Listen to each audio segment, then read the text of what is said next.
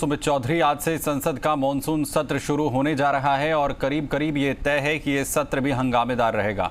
हम ऐसा इसलिए कह रहे हैं क्योंकि विपक्ष ने सत्र की शुरुआत से पहले ही अपना एजेंडा साफ कर दिया है। आज सभी विपक्षी दल कृषि बिल और किसान आंदोलन के मुद्दे पर स्थगन प्रस्ताव लाने की तैयारी में हैं, तो वहीं दूसरी ओर किसानों ने भी ऐलान कर रखा है कि 22 जुलाई को वो संसद का घेराव करेंगे। हालांकि दिल्ली पुलिस ने किसान नेताओं को जंतर मंतर या संसद के आसपास प्रदर्शन की इजाजत नहीं दी है और आज इसे लेकर एक बार फिर से बैठक होगी। तो वहीं दूसरी ओर विपक्ष महंगाई और कोरोना के मुद्दे पर भी बहस की मांग कर रहा है।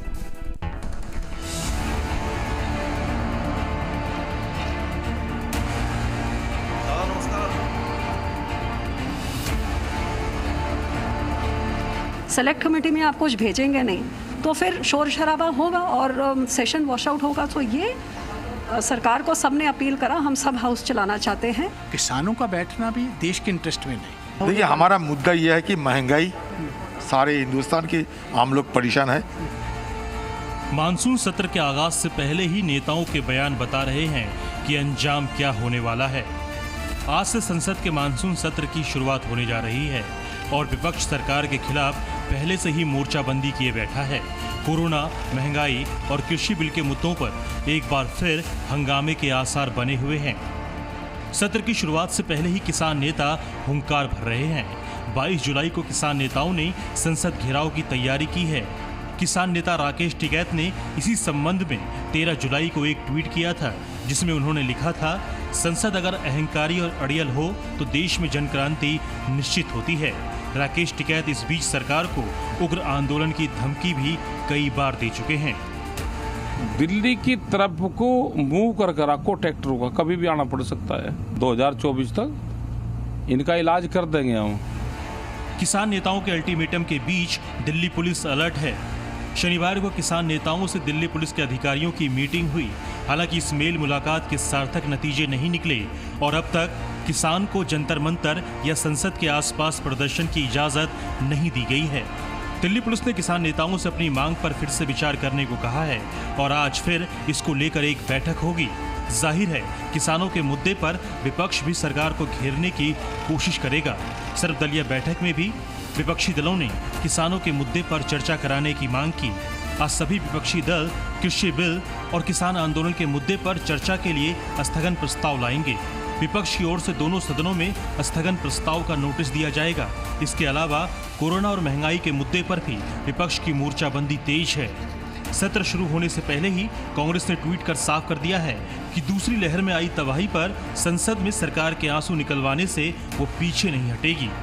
हम भी कहते हैं, हम भी तो ही कहते हैं, ये सरकार को सोचना चाहिए, क्योंकि सरकार को अगर सदन सही ढंग से चलाना है तो सरकार को विपक्ष को मदद करना चाहिए।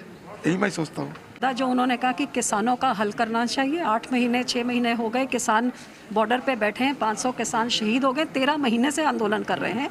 इसका हल निकलना चाहिए। इसका मुद्दा जो इतनी बड़ी मौतें हुई हैं, तीसरे डीजल पेट्रोल की बढ़ती हुई कीमतें, जिसके कारण इन्फ्लेशन और बहुत बड़ा बोझ लोगों पे पड़ रहा है। 3-4 मुद्दे निकल के आए हैं। अब ये लोगों के मुद्दे हाउस चलाना तो सरकार के ऊपर डिपेंडेंट है। व्यक्तिगत तौर पर हमारे पार्टी के जो मुद्दे हैं वही लगभग सभी विपक्ष के मुद्दे हैं, तो एक साथ बैठकर ही मुद्दों का चयन करेंगे। लेकिन कोविड का विषय है, चर्चा होनी चाहिए। और महाराष्ट्र का बर्निंग इशू है, मराठा आरक्षण, ओबीसी आरक्षण। लोग सड़क पर उतरे हैं, तो हम चाहते हैं कि उसके ऊपर भी चर्चा हो। हालांकि सरकार सभी मुद्दों पर सार्थक और शांतिपूर्ण चर्चा के लिए तैयार है। प्रधानमंत्री जी ने चाहा स्वस्थ और सार्थक चर्चा होना चाहिए। जो मुद्दा उठाना चाहते हैं, नियम और प्रक्रिया के तहत से वो सभी चर्चा करने के लिए सरकार तैयार है। लोकसभा स्पीकर ने भी सभी सांसदों से अपील की है कि वो संसद की गरिमा का ख्याल रखें। जिन विषयों पर भी सदन के अंदर नियम प्रक्रिया के तहत वो मुद्दे उठाएंगे, सरकार और प्रतिपक्ष सभी दल आपस में बैठकर चर्चा करते हैं। बिजनेस एडवाइजरी कमेटी में भी उस पर चर्चा होती है, समय आवंटित होता है मुझे लगता है कि एक सार्थक चर्चा होगी, उपयोगी चर्चा होगी, ताकि उसका परिणाम निकल सके। विपक्ष सरकार को घेरने की बाहें चढ़ा रहा है और सरकार भी विपक्ष के हर सवाल का जवाब देने को तैयार है, यानी संसद में एक बार फिर हंगामा होना तय है। और इस बीच प्रधानमंत्री नरेंद्र मोदी ने भी सहयोगी दलों और सभी सांसदों को ज्यादा से ज्यादा मौजूद रहने का निर्देश दिया है। सभी मंत्रियों को सुबह 11:15 बजे तक लोकसभा पहुंचने को कहा गया है। प्रधानमंत्री आज अपने मंत्रिमंडल के नए सदस्यों का परिचय लोकसभा में करवाएंगे।